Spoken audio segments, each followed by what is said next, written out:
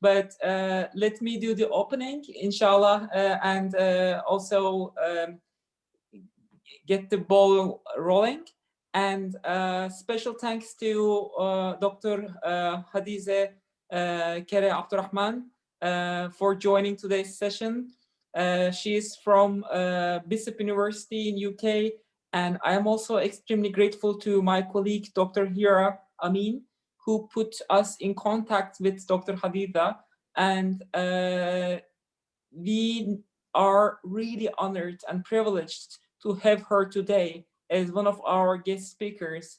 One of the areas that was really mesmerizing, actually, when I first got to know about Dr. Hadiza was her emphasis on knowledge and how localized, contextualized, and value-driven knowledge is important in creating inclusive education systems.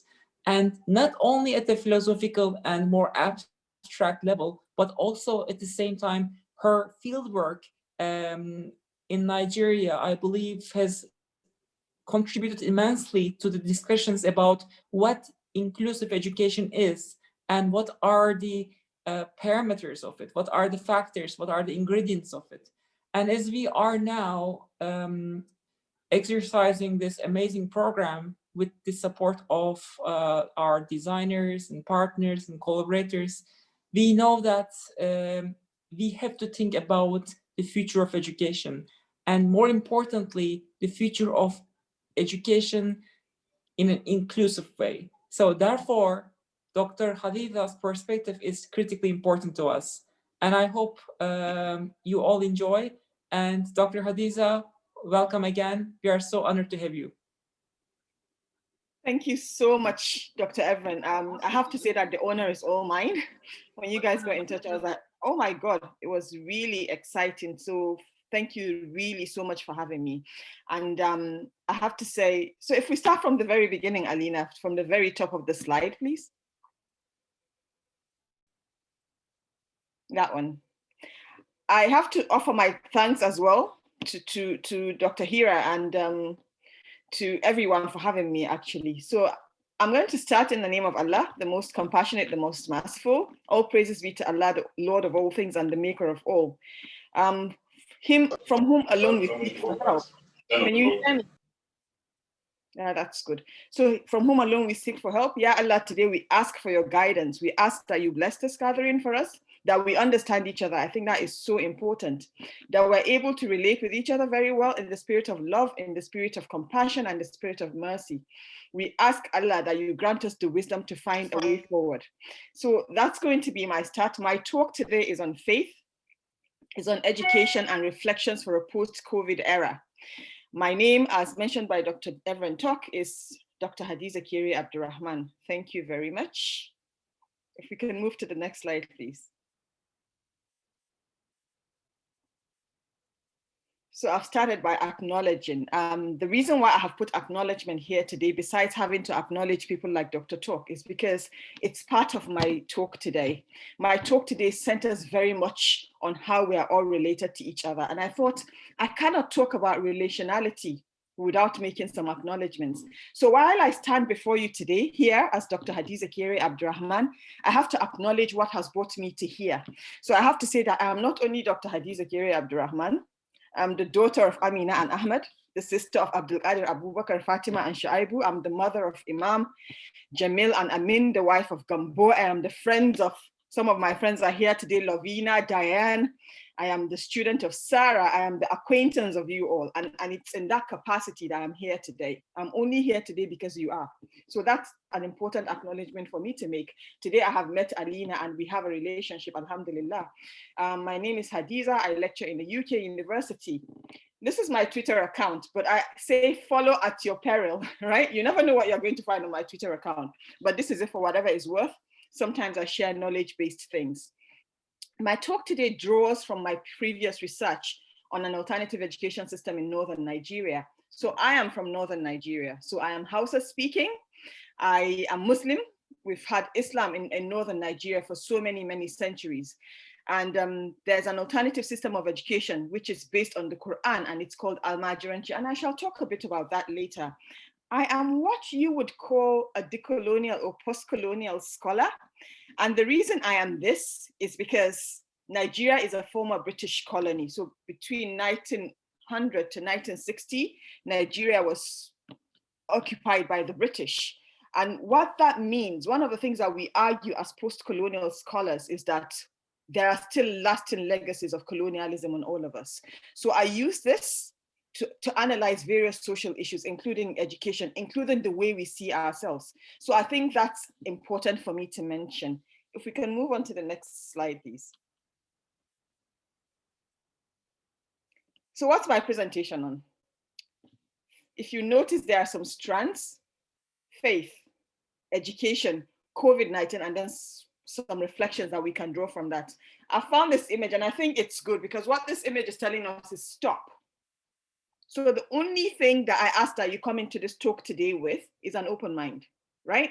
An open mind to learn new things. That's what I'm hoping would happen today. Now, when I mention faith, for me, faith is deeply tied to my Islam. Whoever and whatever I do is deeply tied to that framework. Faith could be you're a Christian or you're a Buddhist or you're Hindu, whatever it is. For some people, faith is the relationship that they have with themselves. So when I say faith, faith is the trust in something bigger than you or outside of you. For some people, that trust is in themselves, and that's fine. I speak about faith in the broadest sense of the term. For me, faith is tied to my Islam. And then I'm going to talk to you about education. And again, I'm asking you to broaden what you think education is. And that's why I'm going to talk to you about Al-Majoranci today, which is this alternative system of education. Because when we hear the word education, one of the things that comes to our mind is the kind of schooling system that we experienced. We tend to think that's the only education that is out there. We tend to think that's the only thing we can draw from to think about the world. So I am asking you to consider education in the widest sense of the term. And then I'm going to talk to you about COVID, well, because that's what this is about, isn't it? It's designing a post-COVID humanity. And so we can't design a post-COVID humanity if we do not understand the times and the realities that we're living in. This thing that has happened to humanity that has forced us to stop and to think of another way forward. And it's through this that I'm hoping that we would offer some reflections. Alina, thank you. So what am I hoping for today? I've got so many hopes, and it's strange that I choose the word hope, because some of the things I'll be talking to you today is not only about hope, about faith, but it's about what it means to know. I'm going to talk to you about what it means to know and how that can mean different things to different people. For many of us, we take knowing for granted. We take knowing as something that we do when we go to school or when someone teaches us something. I'm going to ask you to interrogate what it means to know a bit deeper. So I'm going to try and introduce you to other ways of knowing. I've mentioned that already. We're going to start to interrogate the way we know the things we do. What is it that has brought us to today? Is it our religion? Is it our schooling system? Is it our family background? Is it the cultures within which we were raised? Where do our knowledges come from is what I'm asking you to think about. And once you've thought about that, think about the strengths in the knowledges that have brought you today, and then the weaknesses in that. That's what I'm asking you to interrogate. So, this is useful to keep on through life. Or perhaps I need to examine how I know these things. And then once you do that, you begin to explore how this is linked to other ways of being, right? Soon as you're like, okay, so I know this because my mother told me or my culture told me, you begin to understand that other cultures and other mothers would have said different things. And that means people would be different in different places. And then you start to reflect on ways of knowing and being otherwise. How can you be something different? Even if you're not embodying that something different, how do you understand that there are differences out there? And how do you make sense of that? There's a chart, and if I can multitask, because if there's one thing I've been doing during this COVID times, is multitasking. So usually I'm giving a lecture and I have some students in the class and I have some students online, and I'm running between to kind of try and see who is saying what. So I'm hoping I can bring the skills to this session today. But if I can't, at some point, I'll check to see what is happening. If we can move to the next slide, please, Alina. Another thing I'm going to ask you to do today, while you're considering how you know the things you know, is to consider a paradigm shift. I'm going to check in the chat because I've put an image there. And you can look at it closely, or you can move back a bit. And in the chat, I'm just going to give maybe 30 seconds to a minute, because I want you to write as many things as you can see in this image as possible. What do you see in the image? If you can just generally write them, that would be great.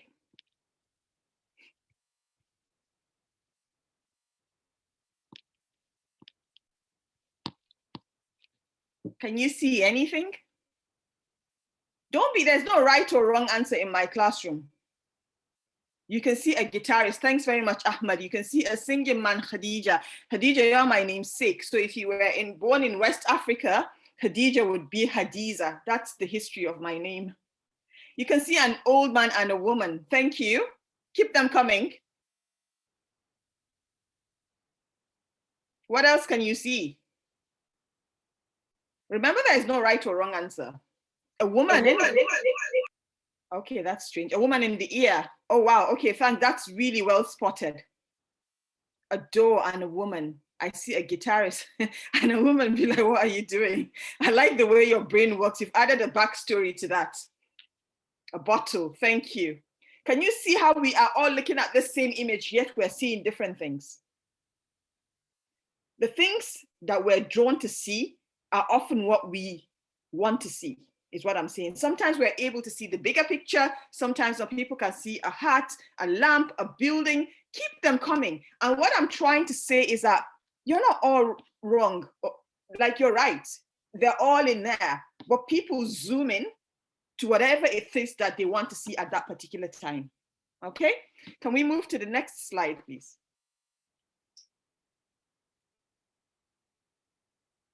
Yeah, keep them coming. A man with a guitar, that's right. I can see a little bottle here, like almost like, you know, those mythical Aladdin bottles of the genie in a lamp. That's right.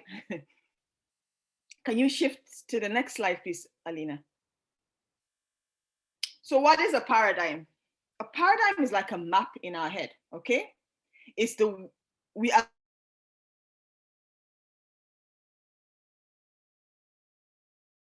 we perceive, understand, and interpret the world.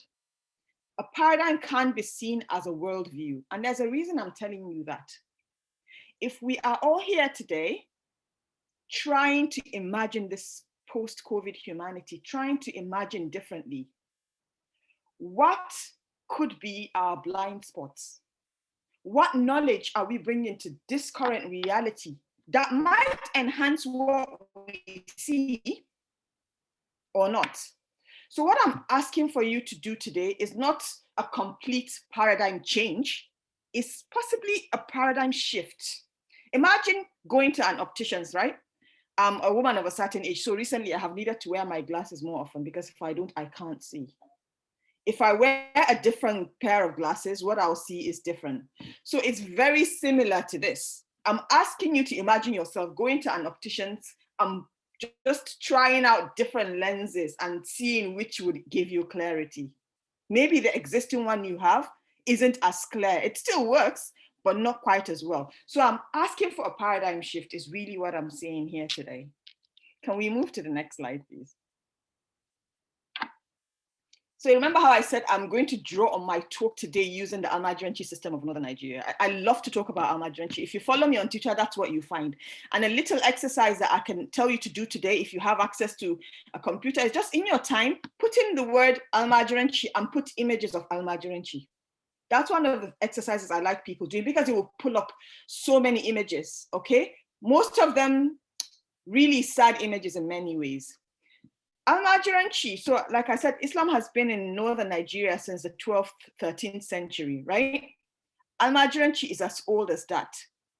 So Almajiranci in northern Nigeria predates Western schooling as we know it. Western schooling for many Nigerians was inherited through the colonial project. After the colonialists left, we still have Western schooling. So our education system is very much fashioned on the British form of education. Now, if you went to somewhere like the north of Nigeria, Chad, Cameroon, Niger, Senegal, they have this alternative system of Quranic schooling. In Nigeria, it's called Almajiranci. In French-speaking West Africa, including Senegal, they are called the Talibés or the Injangan. And what that means is that families in the rural areas, Muslim families, will send their boys, often boys, to a teacher, a Quranic teacher, far away from home.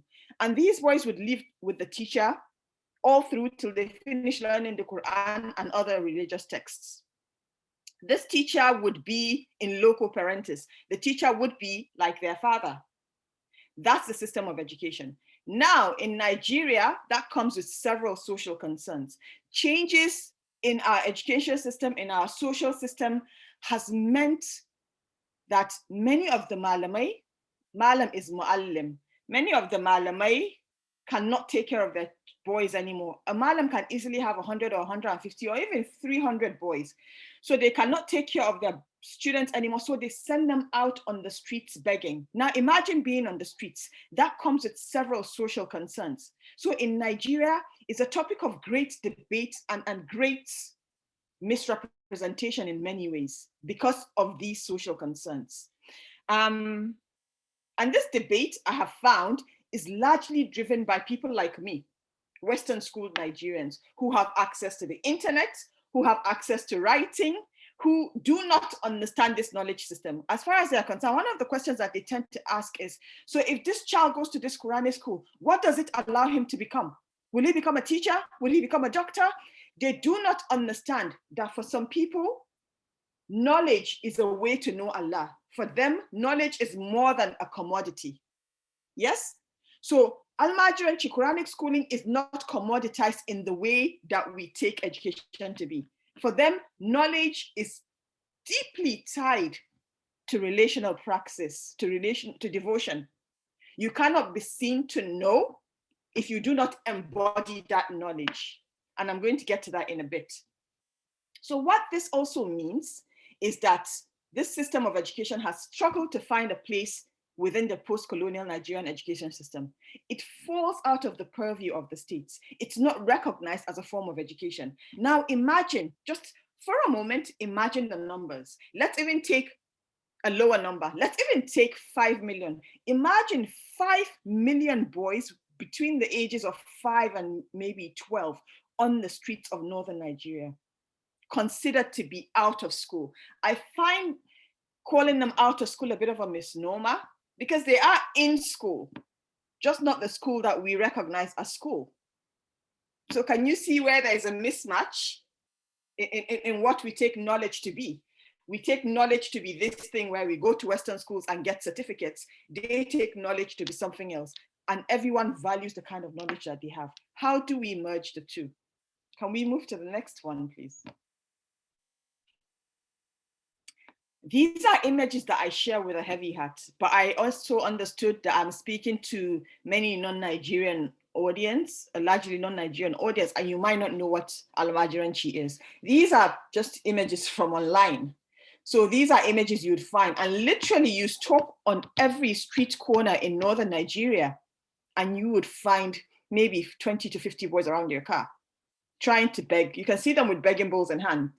So they're not even begging for much, they're just begging for food. This is what happens when an education system does not take into cognizance this alternative. So there's no room for them.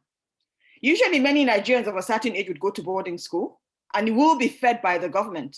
But because this is not a recognized system, there is no place for them within the Nigerian education system. In fact, they're not seen as being in school at all. They're seen as a nuisance. I have seen such heavy words used to describe them that is shocking. And I'm trying to find, they're called a scar on the face of Nigeria. They're called human reservoirs of disease. They're called dangerous to national development. Now, imagine looking at a child, because that's a child in front of us. and calling him a reservoir of disease because he attends something that you don't understand. So one of the things I'm saying is that the way that we view other things that we do not understand and the ways that we call it or name it can be harmful. Can we move on to the next slide, please? Again, these are just images that I have in my stockpile. And this is the way that they want to be seen. They want to be seen as seekers of knowledge. Remember, Al-Majiri comes from Al-Muhajirun. It comes from the time of the Prophet when people had to emigrate and search for knowledge. That is what they think their tradition is. So this is just a little boy copying from the Quran. This is a slate that they tend to give, a wooden board that they tend to give when you graduate. I like this image at the bottom because one of the participants, one of the men that I researched, after I had finished interviewing him and everything, on the last day of the interview, just to show me that truly I have learned something and I am knowledgeable, he came with this Quran. This man, his name is Malam Mustafa. Malam Mustafa is writing the whole Quran from memory. This is his work. He's not copying from one to the other. It's completely the whole Quran from memory. So I dare you to tell me that that isn't knowledge. For me, that's PhD, but no one recognizes that form of knowledge. So what I'm trying to do here is to expose you to other forms of knowledge, to show you that for many of you, this is the first time you would have heard of Al-Majiranchi. Now imagine if this is the first time you've heard of Al-Majiranchi, what other forms of knowledge exist out there that we do not know about? What about in the Amazon? What about in Australia? What about Native American communities? What forms of knowledge do they have that could help us to design a different world, but we do not have access to them? That's what one of the points that I'm trying to make. Can we move to the next slide, please? So I'm just gonna whiz through just to talk to you a bit about what my research is. I'll have to whiz through that because I don't know how much time I have left. Alina, you'd warn me if I'm running out of time. So like I said, for my research, I went and I looked for the men who had graduated from the system, okay? Because there was so much negativity out there, I needed someone to tell me a different perspective. One of the key things that I found was that knowledge means different things to different people. Another thing that I found that really fascinated me was a complex world of relational learning. What I mean by that is for those who are learning through the Al-Majiranchi system, it's very personalized. Knowledge is not divided or divested from who delivers it. So for those of us in Western school, we go to school, someone teaches us chemistry, they leave, maybe the person teaching us chemistry is not even there and we have a supply teacher. For these boys, it's not so much as you're just learning from this man, you're learning from this teacher as a particular form of Muslim subjectivity.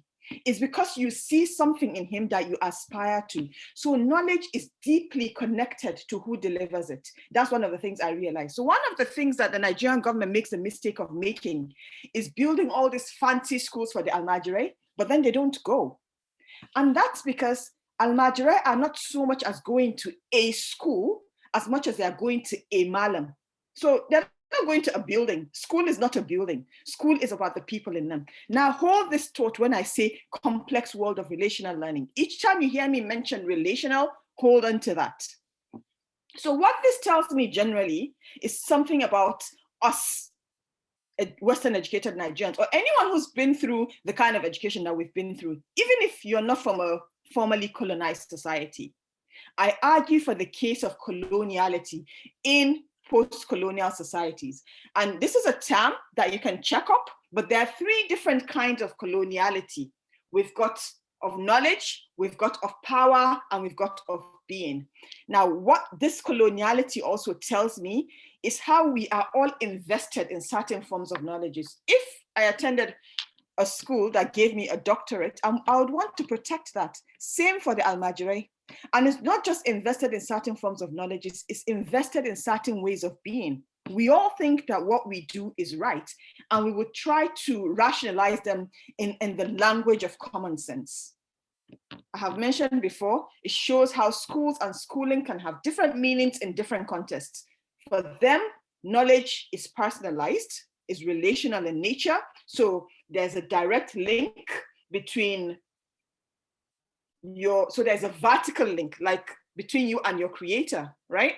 But there's also a horizontal link. So not your relationship to your teacher, your relationship to your fellow almajire, your relationship to the rest of the society.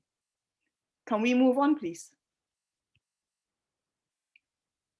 So like I said, I'll mention something briefly about coloniality. And so even if you are not from a formerly colonized society, you would have come in contact with modernity.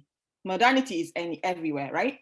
So you can also take modernity as the underbelly of coloniality. Now you have to realize that when I talk about coloniality, well, when I talk about coloniality, I talk about it in the negative. But when I talk about modernity, it doesn't necessarily have to be in the negative. It's whatever you make of it. It can't be a force for good. So long as you have interrogated it and you see what you're taking out of it. What I am arguing against is this consumption, hook, line, and sinker unquestioningly.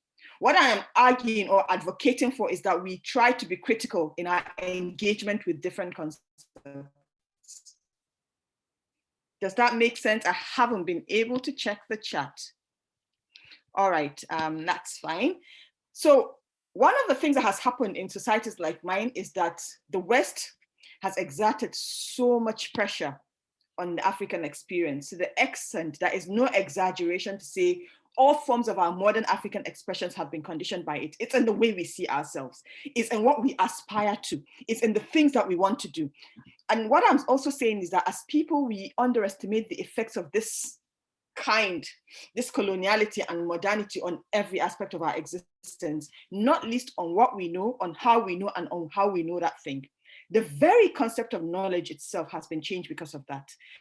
And part of the legacies of colonialism is ambiguity. So you're often tortured. You want this thing, but you don't want it. We're constantly being pulled in different directions.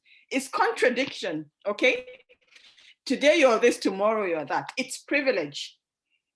Especially in my society, one of the greatest legacies of Western schooling is the creation of social difference and inequality.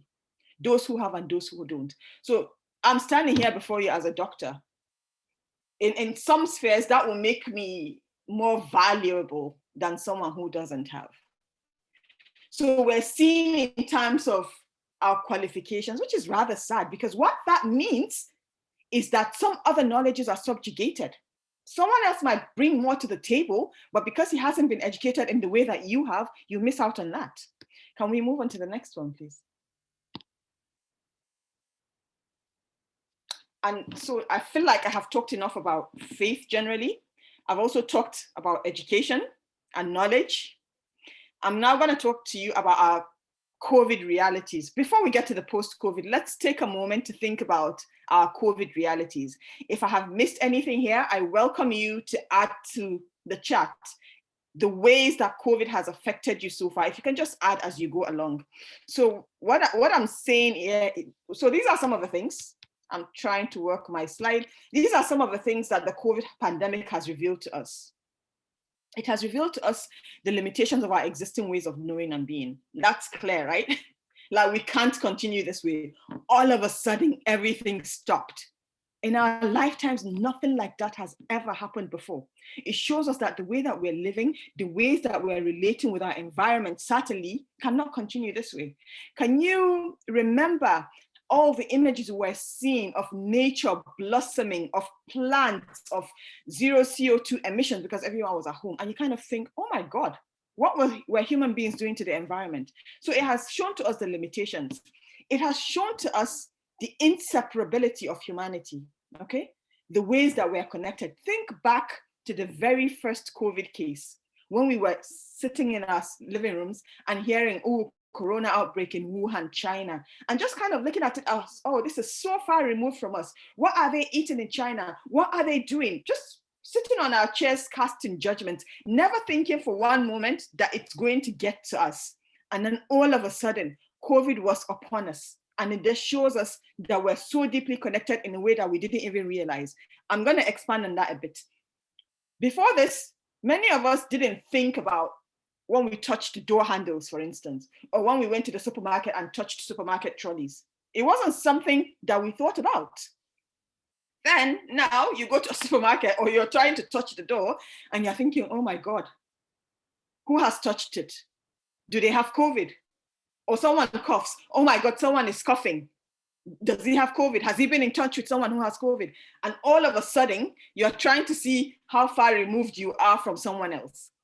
So the ways that we're interconnected. It has also shown us the ways that we must reconnect. When we couldn't see each other, Zoom became a thing. Zoom parties, sadly, Zoom funerals. It shows us that humanity thrives on connection and that we are nothing without each other. It showed us the new horizons of hope and different ways of hoping. It hasn't been all doom and gloom, just think about it. I don't know what communities you're within, but every community I've had access to has self-mobilized. People have gone out of their ways to help others. People have donated. People have given of themselves and their time and their resources. These are hopeful ways of designing a future. It showed us that humankind is on the cusp, okay? Whatever we do henceforth has the enormous potential to define the future, not even so much for us, but the future for our children. That is a lot resting on our shoulders. Sadly, it showed us the extremes within our society, the systemic functionality, how it wasn't just a case of staying at home for many. It also meant losing your job. Like if you're in Britain, furlough became a term we got to know. People have lost their jobs, people have lost their livelihoods, people have lost their businesses. Sadly, people have lost their lives. So our society is organized in such a way that capitalism is the organizing principle. You have to be in that rat race, otherwise you won't survive. And in many ways, it is very inflexible. You don't have a choice but to take part in this game. It has also shown us the extreme in our perceptions, how we view things, which we've been talking about all through. Can we move to the next slide, please?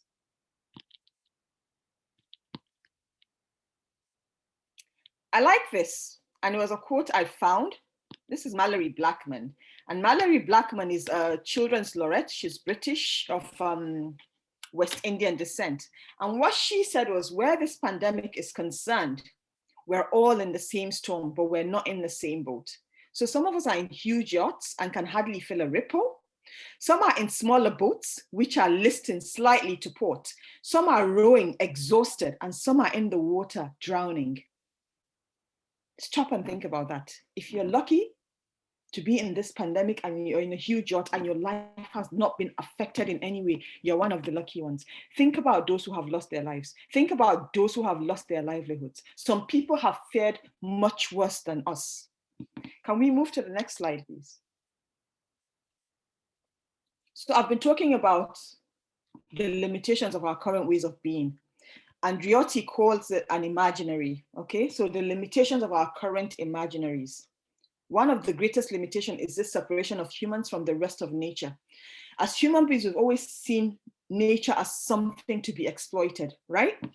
You see trees, and all you can think about is how you can cut it down into timber and how you can sell it and make chairs and everything. Whatever it is you see diamond is to be extracted.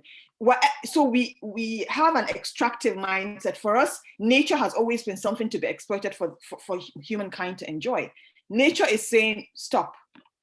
I've had enough of that now. I can't continue to sustain your greed and extraction anymore. A separation of humans into hierarchy is one of the greatest limitations of our current imaginaries.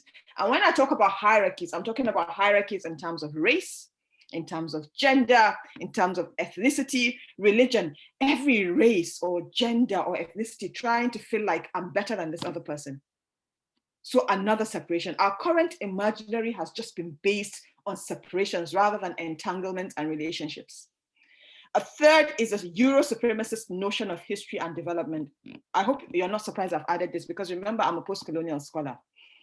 So one of the things I question is this valorization, this hierarchizing of knowledge, where only a particular form of knowledge is seen as knowledge, only a particular form of being is seen as rational.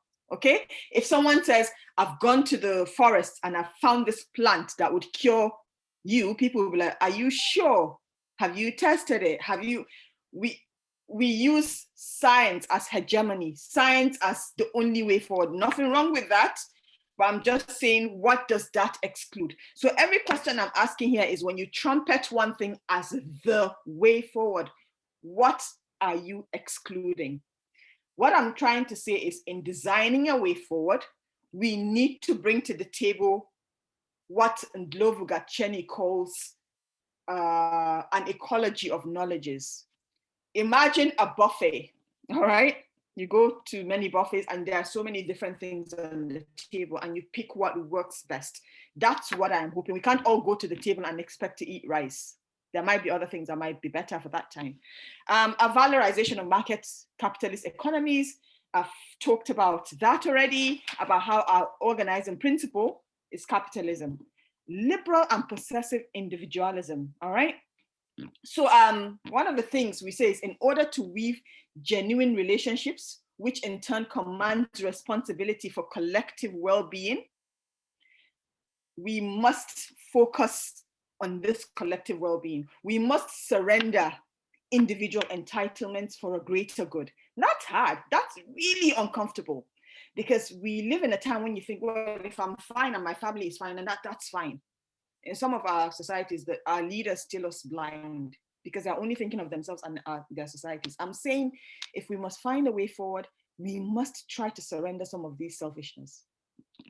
Can we move to the next slide, please? What does this imagining a future require from us? If we've already talked about the limitations of our current imaginaries, what do we need to imagine an alternative future? What are some of the things that we need moving forward? This thing that you've been doing, this project has exposed you to so many different ways. I was listening to one yesterday on going green, and it's fantastic. And I'm sure you've had so many other fantastic things. We learned some things about Islamic ethics yesterday. One of the things I'm saying is that imagining the future requires something different. Ndlovu Gacheni says we need to learn to unlearn in order to relearn. So this is the paradigm shift I'm talking about. One of the other things he says, that the knowledges that have brought us to this stage might not be the ones that take us to the future. You have to be open to that possibility as well. How do we do that? I love the DPCH concept of the 3 T's. The 3 T's that the DPCH is using at this point is Ta'arum, Ta'awun, and Tarahum.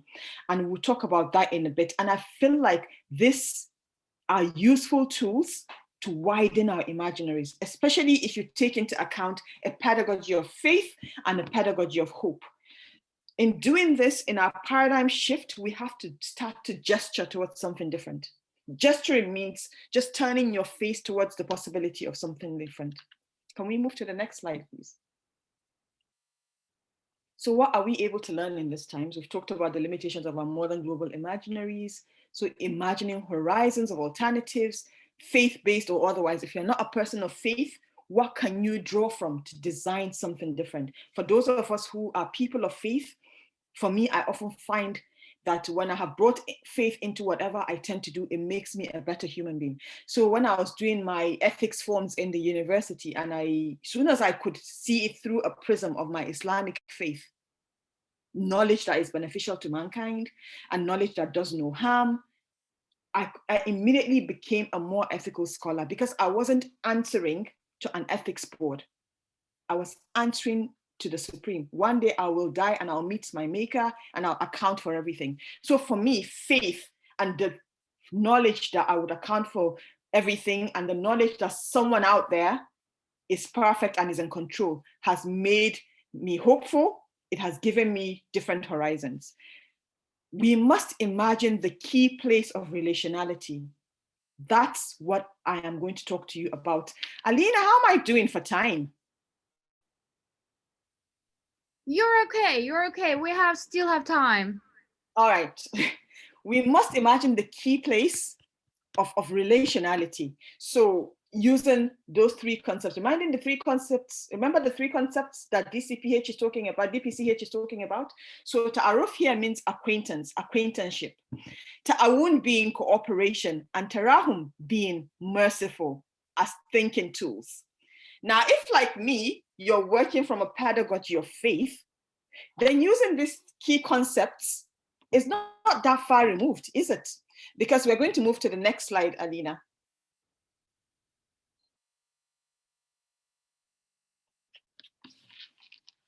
Concept of relationality here means connectedness, that which positions individuals in sets of relationships with other people and in the environment.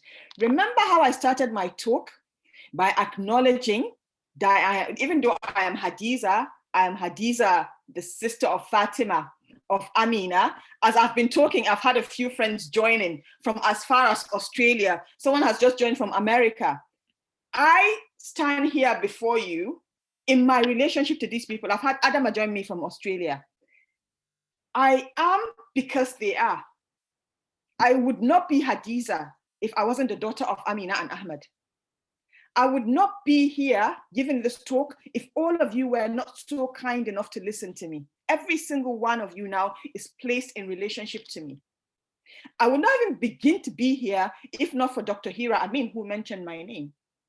That's what I mean by that which positions us in sets of relationship. It's really that view of existence in relation. Someone just said Ubuntu, and I'm gonna get to Ubuntu in a bit. Don't steal my talk. Being for self and for others, the means by which we become part of the circles of relations where accountable. What do I mean by relations where accountable? If I'm a teacher, I'm accountable to my students. I've taken a covenant to be the best teacher I can be. If you're a student, you're accountable to your teacher, a wife to your husband, mother to your children, children to your parents. We're accountable to our creator. If you're a leader, you're accountable to the people that you lead. That's what I mean by that. So the central tenets of relational ethics are mutual respect, entanglement. What do I mean by entanglement? That even when you meet someone just fleetingly, that you're entangled. So as I stand here before you talking, my ideas have not just come from one source.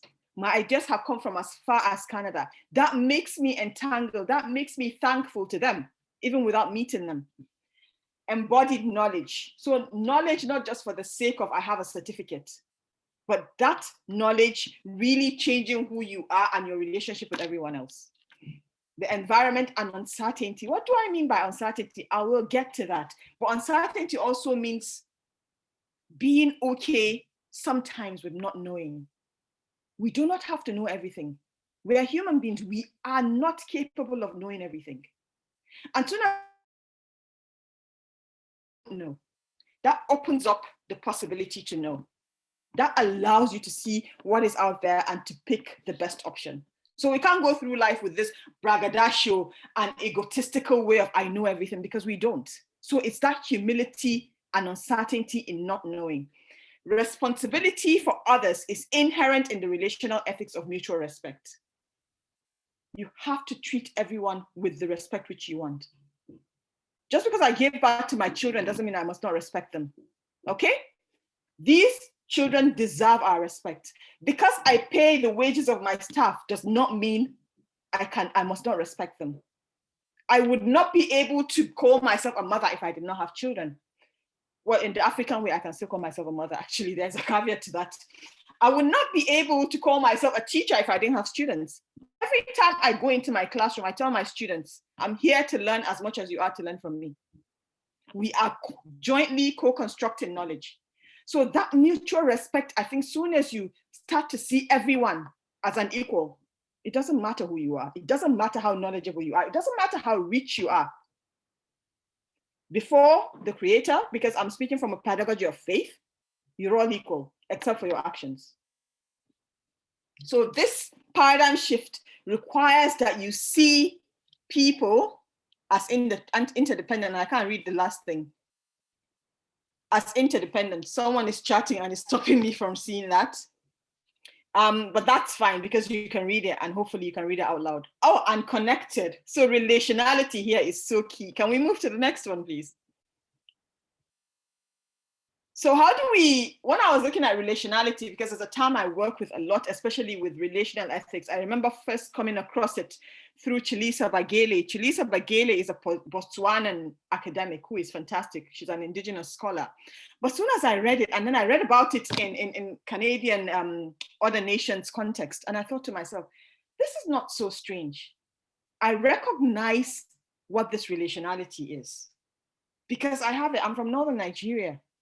There's a word, a concept in Northern Nigeria called mutunci. And I thought it comes from the root word mutun. Mutun in Hausa is human, okay?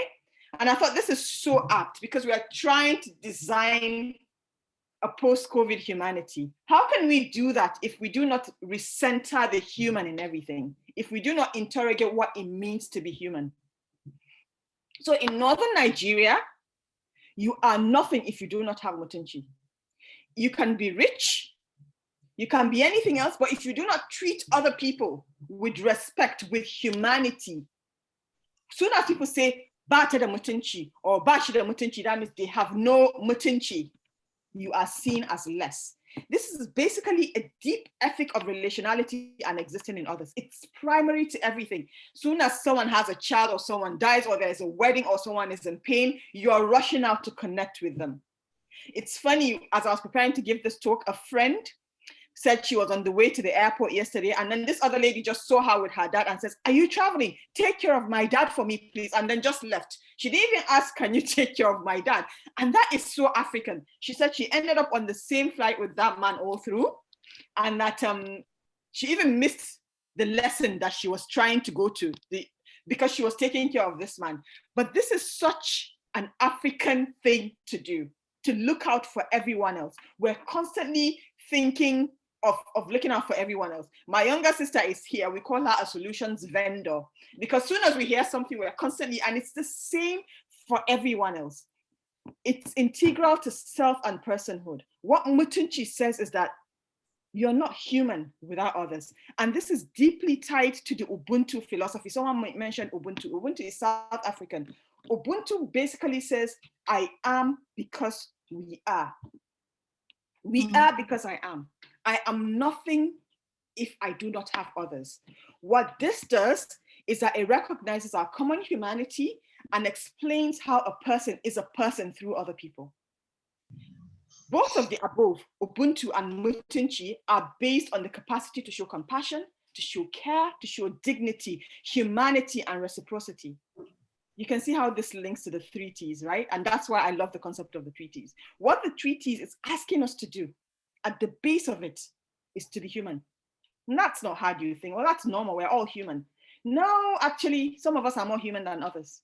And if we're going to think of a way forward, then we need to find a way to be more human. Can we move to the next one, please? Yes, but first of all, I want to say Fatima actually raised her hand. Maybe she wants to speak. Fatima is, Fatima, do you want to speak or is that just a mistake? Fatima is my sister. She's probably just raising her hand. Dear Hadiza, it was a mistake. Okay. See, I said it was a mistake. Yeah. I know Fatima very well. We can move. So yeah, can we move to the next slide? Yeah. So I said if you're approaching this from a pedagogy of faith or hope, is not so odd.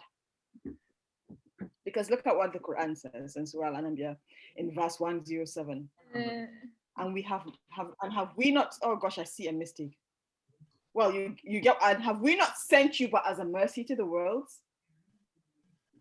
What this portrays is the universal nature of the Prophet's mission and attributes to him a character of compassion, of understanding, of kindness. The Prophet was the best of mankind. He was the walking Quran, embodying the laws of Allah. So if you look at that, the Quran as a guide, as a covenant, as a balance, as a healing for humanity. And one of the things I found with the men I was researching was this one not so odd. In fact, Butchware wrote a book called The Walking Quran, and it talks about how Islamic or Quranic schooling in West Africa is an embodiment of the Quran. They literally take the Quran and all of its messages and try to embody it. So one of the things I found was something called an Al-Majri character framework. I found a particular way of being that these men exhibited. that used to be so prevalent before, but is now being eroded. Can we move to the next one? I feel like I've been talking so long and I'd love to hear from other people. So I'm also almost to the end, so don't worry.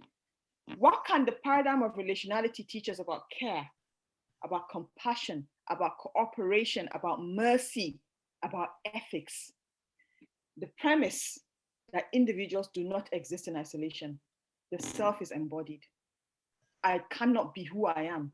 And if you notice, I keep mentioning the people who are currently here. I've just seen Malame join from America.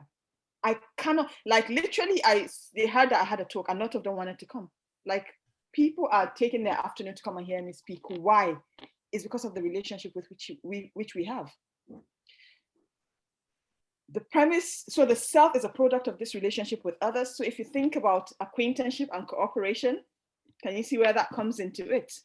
Mutual respect is inspired by responsibility to the others, to other. It's also the means through which we mitigate power differentials. Remember how I said, even if you're a teacher, you must respect your students. If you're a parent, you must respect your child. If you're a boss, it's imperative that you respect your staff. There's a reason for this. Soon as you approach that relationship from a place of respect, you immediately approach it in humility. You immediately narrow the power differentials. That is an act of mercy. That's tarahum. And that's what every religion asks us to do. Treat others as you would want to be treated. So designing a post-COVID future requires humility rather than power. We've got so many powerful people. I don't even want to mention any well-known leader. There are so many powerful people out there. Look at this thing that we cannot even see, this bug that, look how it reduced humankind to nothing. Allah says kun and it's fire kun. Allah says stop and we all stopped. So we require humility to design a post-COVID future rather than power. What I mean by humility is the humility that comes from understanding that there's something bigger than us. That at each time, every given time, there's something bigger than us, that we're just but a small bit in this thing called humanity, and to recognize our place in that. It requires a degree of uncertainty. I've talked about uncertainty already. So understanding rather than information. There's so much written out there. There's so much out there in terms of textbooks. A lot of us have amassed so many certificates. Has it changed who we are? Do we embody that learning, or is it just an information overload? So maybe it's not more information we need as much as understanding what exists and looking outwards. Remember the paradigm shift? Relationship rather than ideology. Can we move on? I think I'm almost done actually. Can we move on to the next one, please? So what I am saying in conclusion is that this talk is a call for us to constantly analyze. We must constantly revisit our subject positions, okay? If I'm speaking, whatever it is I'm speaking, where am I speaking from? Am I speaking from a place of privilege? So when you say, oh, that person is poor because they are lazy, are you speaking because you come from a wealthy background? If you say, oh my God, she doesn't come to work, she's always complaining about one thing or the other, are you saying that because you have someone helping you with your children or because you're healthy? Constantly think about the subject positions from which you speak and act, so more empathy, but the way you understand the world as well. It's also the need to situate ourselves vis-a-vis our ethics, wherever your ethics are. I'm big on ethics, I've said that before. So when night comes, when I put my head on my pillow, I want to be able to sleep better at night. How do I sleep better at night? Because I know that in each and every interaction with everybody that I have come across, I have shown the best version of myself. I have treated them as equals and as humans. That's my ethical leaning. That can come even if you're not a Muslim. Like I said, that informs. So maybe in a way that makes me even slightly selfish, I don't know. At least when I do all these things, I know that my Rabb is going to reward me for that. Maybe that's my motivation, but I'd like to think that even if I wasn't Muslim, I would be that way. I don't know. I would have to thank my parents for that and the community that raised me. The way we revisit the ways that we see each other. So we must see each other in cooperation. We must see each other in collaboration. It's such a competitive world. And I'm not saying there's anything wrong with competition if that's the way you're wired. More than a competition girl, I'm a cooperation girl because I just believe the world is big enough for everyone. the way we learn together with care, with compassion, with generosity, with humility. So Tarun, Tarahum, and Tarahum. Thank you. And I think I'm going to just whiz through because I need to do some acknowledgements at the end as well. So if we move to the next slide. If you're interested in my research, you can find some of the things I've written, some of the talks I've given on there, and I can make the slides available. Next one, please. And these are some of the references. These are some of where my ideas have come from. I would love to sit here as an academic because academics love to take credit for everything, but I'd be lying. These ideas are not all mine. These ideas are drawn from my community. They are drawn from, I've written my supervisor's name because for so long, as soon as I got this title, I was like, how do I make my various concepts work? I know what I want to say in my head. How do I tie it into the theme of the conference, of the project? And then I had my supervisor speak last week and it just was the missing dot for me. And then yesterday a friend posted and it was another missing dot. So can you see where you draw information from other places? So when you come together and produce a seemingly put together paper, that's not true. I have reached out to all my friends here to say, okay, I'm really nervous because this is something new I'm doing here today. I need you to pray for me, that it all comes together, that Allah puts the right words in my mouth. I am sharing this in humility because I'm nothing without my creator. So if I have done something wrong today, blame me, is my mistake, and forgive me for that. And I hope that you have learned enough from that. If we move to the last slide, I think. That's it. Thank you. Shukran. Nagode. Mijiebo. Saranyi Oto. That's Nupe of Northern Nigeria. Thank you so much. We should thank you so much to you, dear Dr. Hadiza. Dear Raisa. So I'm just checking. Let's see chat box, actually, dear Dr. Hadiza, what they asked to us. And I am seeing dear Adam from Australia wrote, is everyone inspired yet? I am. Dr. Hadiza is so resourceful. Her wisdom is legendary. Peace, everyone. Love from Australia. Thank you. Do we have any questions? Yeah, actually, I'm checking the chat box, but we don't have questions. I'm sure that everyone is thinking right now, includes me, actually. I am like seeing another perspectives in my mind, and I'm really so peaceful right now. Thank you so much. Thank you. And if our lovely... you can choose whatever specializations you like. Hello? We have discussions. Hello, Dr. Amran. Sorry, I just finished my presentation. There's like Q&A.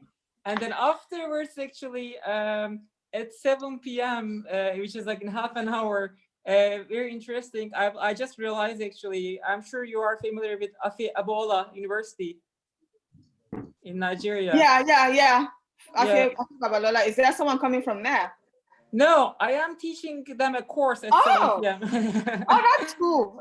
So today, everything came all together. So I'm so sorry I missed some parts of it, but I've always tried to hear as much as I can. I will watch the recording. Thank you so much, Doctora Yani. This is really wonderful. We are so grateful to have you. Shukran. Thank you. Thank you so much, everyone, for being here as well. I have someone wants to speak. I see a question from Mohammed Kebbe. Actually, dear Hadiza, we have one question, and he wants to ask a question to you directly. Dear Mohammed, the floor is yours. Okay, thank you very much, Dr. Hadiza. I'm from West Africa, by the way. I'm from Gambia. So I just want to make a comment and ask a question about the traditional way of schooling in Africa. Can you guys hear me? Okay. So like in Gambia, Senegal, I can say in entire West Africa, the same kind of system system is there, and most of the things that you mentioned, we have seen it. Many of the children will be begging on the streets and things like that. But based on my own experience, I have undergone through it just a little bit. I did not go deeply into it, and I have many friends and colleagues who have also undergone through it. And it is one of the most resourceful way of education that we have when it comes to learning not only the Quran or the Hadith, but our cultures as well. They teach extensively towards that as well. So what happened now, especially in Senegambia area, because I'm from the Gambia, we have seen like this emergency of some certain individuals that are calling themselves activists trying to work towards abolishing it because they believe that it is like uh, exploiting the children because they are begging, they are doing certain kind of things. So I watched this documentary. It is in Senegal because it is more rampant in Senegal than in Gambia. There is this young activist who is claiming that this has to be stopped. It means they want to remove it totally. So I want to ask you, since you have done research on this area, what can we do as Africans or West Africans to make sure that this way of learning is preserved and is maintained, because it produces more knowledge trust than any form of education. The people that I know, most of the people I know in the Gambia that memorize the Quran off head, it's like they can recite it, and some of them can write it from Bahara to Fatiha without even looking at the book. Is inside their memories. So it is one of the best way that we learn. So how can we preserve it? How can we make sure that it's remained in our societies? Thank you. So because I have researched the Nigerian context, so it's something that I know very well. And everything that you have described happens in Nigeria as well. One of the things that my research does is to look at it through different things. So the discourses, the harmful discourses, I've looked at it through different things. And one of the ones that I found to be the most genuine for cause of concern is that these boys on the streets, the boys being on the street is harmful. That's not the way it should be. But rather than putting the blame at the foot of the malam or the parents like we want to do, I always ask of the society, because we can tell a lot about our society by the way they treat their children and most vulnerable. Why do we not reform it? So I am very anti-ban. I don't believe that a ban is a way forward, because especially in Nigeria, even these Western schools are not fit for purpose. Many Nigerians don't send their children to these Western public schools. They send them to private schools because our education system is broken. So to ask people to ditch a way of life for a newer way of life that itself doesn't work is problematic. How do we go back and reform it?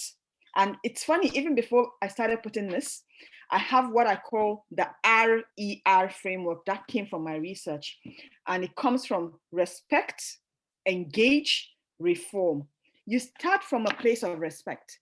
You cannot want to help someone in a disrespectful way. Even if you disagree with the way I live, the way I have chosen to educate my children, what you think I do, if you come and say, I think the way you live is rubbish, it's going to create a barrier. I'm not going to want to listen to your advice. So first of all, even if you don't understand, try to respect and then engage.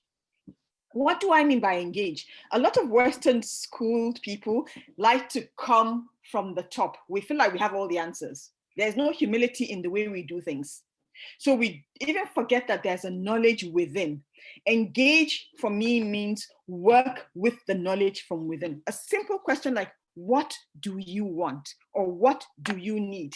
And then find a way to match that with what our society needs. If we've got 8 million boys in some form of school, it makes sense that we have a captive audience and we can now tailor what they're learning to work with what we want them to learn. We can widen what they're learning.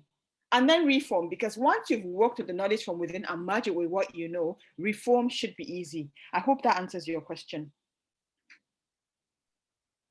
Yeah, sure. Thank you. Thank you very much. And you can check out my other work. I think I have a video on YouTube and I talk a bit about this thing as well. I will communicate with you. I will send you an email. That's fine. I'll look forward to that. All right. Thank you. Hi, Doctor. I wanted to thank you so much for the amazing lecture. I really appreciated the way you incorporated everything together.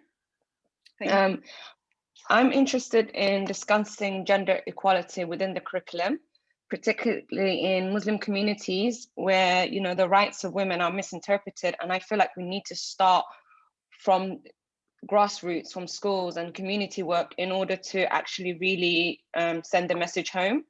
Yeah. And I was wondering, I believe that we shouldn't take Western ideologies or Western education in order to support certain global South, because they have different needs, different ethnicity, different values, different ways of accepting.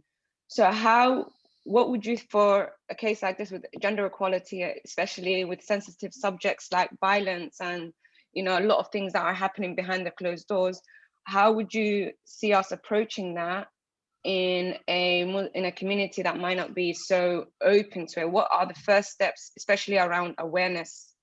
Because I think that's the first thing, educating and raising awareness and accepting that this is an issue that we have to address as a community. Thank you so much. You. I think that is a really intelligent, and I don't say that in a patronizing way. I just think it's a really insightful question. I'm a woman and I'm a very proud woman. I love being a woman. I think women are the best, but I'm biased. It comes from all the things I've mentioned already, right? We're not asking in our communities for something different. There's a reason I use the example of our Prophet, Sallallahu Alaihi Wasallam. He was the best of mankind. Look at his relationship with the women folk. Look at his relationship with Nana Khadija, from whom I draw strength as a Khadija. Look at his relationship with Aisha. Look at his relationship with Fatima. So when our men folk struggle to accord women respect, you wonder, where is that coming from? Because that's not coming from Islam. If you embody the Quran, Surah An-Nisa, justice, why is that hard? And if you think about the concept of relationality and connectivity that I talked about, every woman you see out there, even if she's not directly related to you, could be. She could be related to you. She could be your daughter. She could be your sister. If you can treat them with compassion, why is it hard to treat someone else? I remember once going for Hajj and we were doing the Safa, the Marwa, and then this man said I went too close to his wife and he shoved me. He shoved me to push me away from his wife. I was with my husband and my husband stood there in shock and said, brother, Aki, you pushed my wife to protect your wife? And then maybe it sank for him that, oh my God, maybe it didn't, I don't even know. But to me, I just told my husband, we're in Ihram, let's keep it moving. If it didn't occur to him for one moment that I'm pushing someone else's wife to protect my wife. One of the ways that Allah revealed himself to me was when I went for Umrah with my oldest son recently. And I had finished praying, and again, we're doing, so maybe Allah keeps sending me messages when I'm doing Safa the Marwa. I was stood in a corner and he hadn't draped his cloth very well, all right? And they were busy because they were moving faster, obviously. And there was this elderly man who stopped. I was just standing in a corner because I had finished mine. He stopped because my son wasn't draped well, and he most tenderly fixed his ihram. As a mother, I just was in awe because I'm like, this man does not know my child. But he stood and he recognized him as a child. In Africa, I would never call my nieces and nephews. We don't even have a word for cousin or a niece or a nephew. In my language, there is no word for niece or nephew. You dare not call your siblings' children niece or nephew. They are all your children. If my sisters-in-law ask, how are your children? I would be offended. We would never ask, how are your children? We'll say, how are my children? That's the way it is. If you did something different, that would be a gross lack of mutunci. So that brings us back to relationality, to connectedness, to seeing others in connection to yourself. If we saw that all women were our women folk, hopefully we'll treat them better. And you know the divisions I talked about between gender and ethnicity and race. If we saw entanglement, if we saw threads rather than separation, for me, that's important for designing a future. Wow. I hope that answers your question. That was so powerful. That was so powerful. And yes, it does. Thank you so much. It's getting everyone involved, basically. Men, women, children, getting everyone involved for the fight. Yeah. That's what it comes down to. So thank you so much. Thank you. And you're very passionate. So thank you for relaying that. I get that in abundance. When I go for talks like in the West, I have to advise people to, okay, you're gonna see my hands waving. But I come from a society with open spaces. We and my mother was a teacher, well, is a teacher. My father was a broadcaster. So my parents talked for a living. Yeah, that's me. That's what I do. Yeah, I always talk with my hands when I teach. So thank you so much. You. Someone said, should educational donors be left to? No. I'm never going to finish reading it, but no. Just because you bring the money doesn't mean you tell us how to live our lives. That is not helping. That's slavery. You're trying to buy us. But then I also feel like we need to get our acts together. We can't keep expecting donors and then telling them like we just need to get our acts together. If we don't get our acts together, people will keep trying to dictate to us. So I don't feel that. And that's why I'm a passionate post-colonial scholar. It doesn't mean I don't see the place of Western schooling. It just means that I'll question everything. And I tell my students on the first day of term to question every single thing I teach them, because that's my job as a teacher. It's not to, I'm not trying to impart all I have into someone else. They're not empty vessels. It's to interrogate everything I say to see if it holds value for you or not.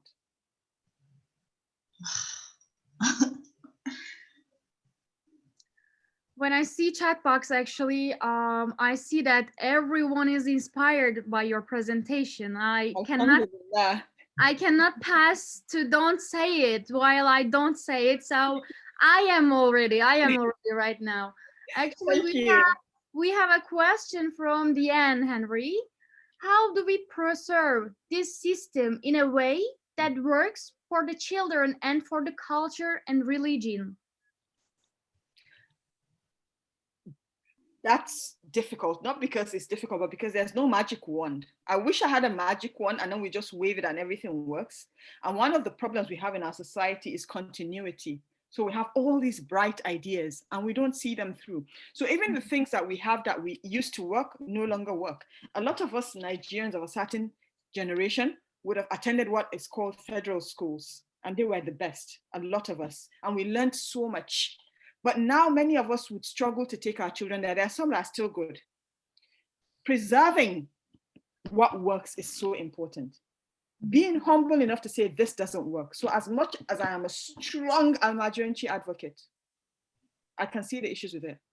No child should have to be on the streets in the name of anything. But that can be addressed. Almajiranchi is not begging. And so I get very frustrated when people say, these boys are beggars. They're beggars because you have an unequal society. If you take away Almajire from the streets of northern Nigeria, there will still be many beggars on the streets of northern Nigeria. What does that tell you about the society that we have? So in terms of preserving, I say keep what's good, but be humble enough to say this doesn't work and this needs revisiting. And that requires willpower from the government to the parents, to the community leaders, to the Malamai themselves. It requires joint effort.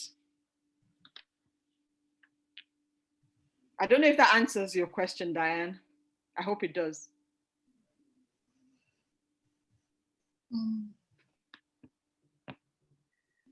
So actually, T. Kang has two questions. Maybe he wants to ask to you directly, if he's available, T. Kang.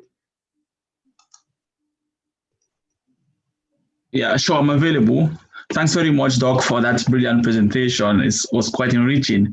My first question is, when it comes to the issues of wars and conflict, particularly in certain parts of Africa, should we focus on the traditional patterns of educating our people or the Africans, or should we probably embrace the Western style education when it comes to STEM, that's science, technology, engineering, and mathematics at this point in time? And my second question is, should educational donors be led to dictate the pace of educational patterns to their donors, to those they give money to, and how can we bring them together in order to avoid both parties being at loggerhead? Thanks very much. So a quick answer to your first, I'll say no, don't focus on one thing or the other. And I have to say it again, I hope nothing I have said here has symbolized an either or, because that's not what I'm doing. If I say here either or, I'll be a hypocrite, because I attended a Western school. I'm not saying either or. I'm saying even with your knowledges, bring them in relationship to each other. What is it that connects it? What from each knowledge can best answer the problem that you're experiencing? We cannot function without STEM. We cannot realistically function without all these things.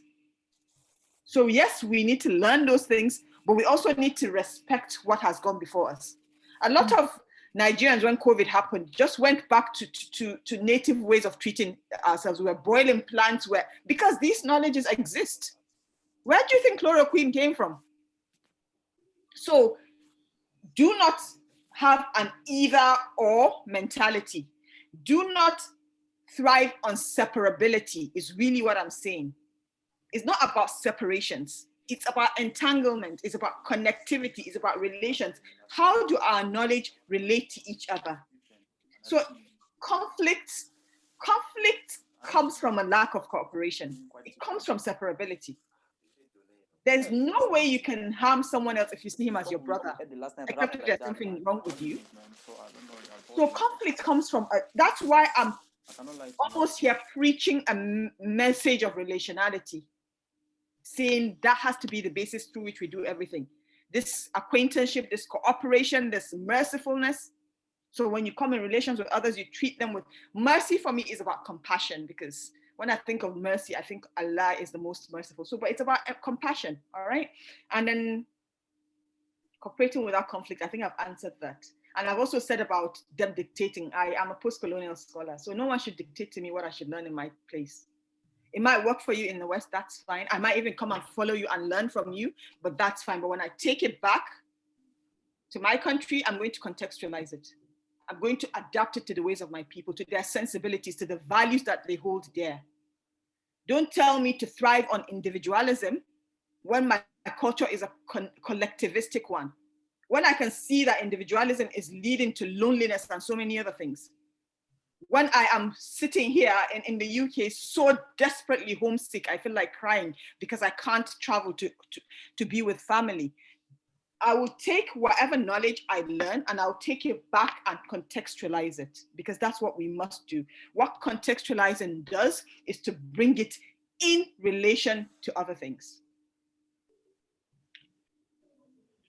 Thanks very much. I'm okay with the answer. It was quite interesting. Thanks very much. Thank you. Thank you. It's my pleasure. Thank you so much, Dr. Hadiza. Really, I cannot find any words to tell to you like how inspired we are right now. And really, I surely wants to say you thank you so much. Thank you so much, Alina. Thanks, Evan. I can see Goxel by the side. Thanks for having me. Dr. Hira, if you're there somewhere, I'm sending my warmest salams. Thanks to SOGLab for organizing this wonderful thing, to everyone, to Dr. Talk. Thank you so much. I look forward to being in Qatar, inshallah. I'd like to thank you as myself, dear Dr. Hadiza, because I think you are the best example individual of the three T, Taruf, Tarum, and Tawun. And appreciate it. Thank you so much. Your great support. We've been connecting so much through email, and finally we get to see each other. Nice to see you. Thank you again, Dr. Thank you, Dr. Hadiza. Thank you so much. Inshallah. Thank you, Dr. Talk. Before saying everyone, thank you so much, everyone, for engaging, for your questions, and all my friends and family who have been here. I love you so much. Thanks for supporting me all the time. Thanks. And before saying goodbye to our dear participants, I should remind you, tomorrow is a feedback session day. So if you are ready with your murals, or you have to do some revision, please do it today. And last check, last call, and you can just mention us, or if you have any question on it, we are always here to answer your questions. So see you tomorrow on your murals. Laura, now go with it. You can see a Hausa speaker because she's speaking Hausa. Thank you. See you. Good